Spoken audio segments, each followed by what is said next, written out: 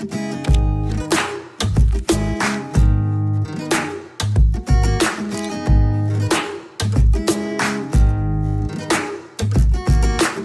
you'll learn about the gear that you need to pack: your camera, lenses, microphone, and tripod.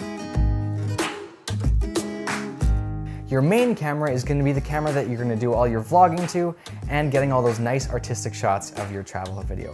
There are so many different vlogging cameras on the market today, it really depends on what you're looking for. For me, I need something that's super small and lightweight, so that's why I have the Sony a6300. It's a really great camera. It shoots in 4K and about 5 times slow motion, and that's really important to get if you're planning to do travel videos. It just makes your videos that much more cinematic and professional. One really great thing about this camera for vloggers is it has incredible autofocus. It's honestly the best on the market today, so if you're looking for a really good autofocusing camera, this is your camera. If you're planning to shoot a lot of handheld with this camera, I would consider bringing your resolution down to about 1080. Unfortunately, one downside to this camera is when you're shooting at 4K, the rolling shutter is quite noticeable. It turns your shots into jello and it's not the nicest thing to look at.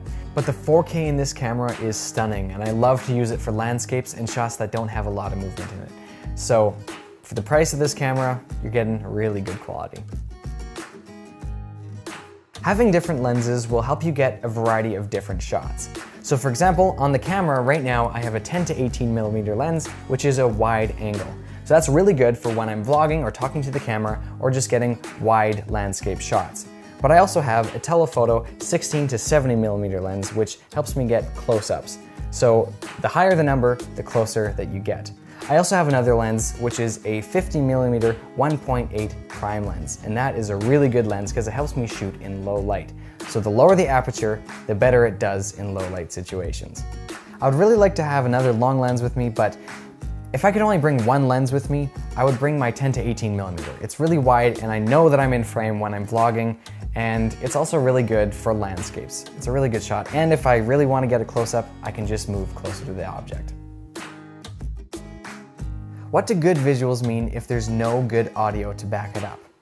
Nowadays, most cameras really don't have a good mic built into them, so it's really wise to invest in an external mic. I am using the VideoMic Go from Rode. It's a middle-of-the-line microphone, but for the price, it is a great microphone and it does everything that I need.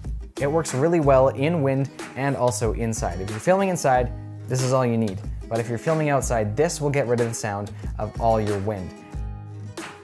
If you're wanting to incorporate time lapses or include smooth pans and tilts in your travel video, a tripod is what you need. And this is probably going to be the heaviest and biggest thing that you're going to include in your pack, so if you do not need to bring one of these, I would recommend not bringing it. You can opt out for getting something a little bit smaller like a GorillaPod. This is really adaptable and versatile, but it just doesn't give you those nice smooth pans and tilts that you get with one of these tripods. If you do decide that you want to bring along a tripod, it might be wise to build your own tripod. So this is actually 2 different tripods that I put together. First, I used a really nice Manfrotto fluid head, which is really great for those smooth pans and tilts. And I put that on top of another set of carbon fiber tripod legs. And by doing that, I saved about half the weight. So that's a really smart thing to do. Saving weight is good. Find out what else you need to pack by watching the rest of the series on filmora.io.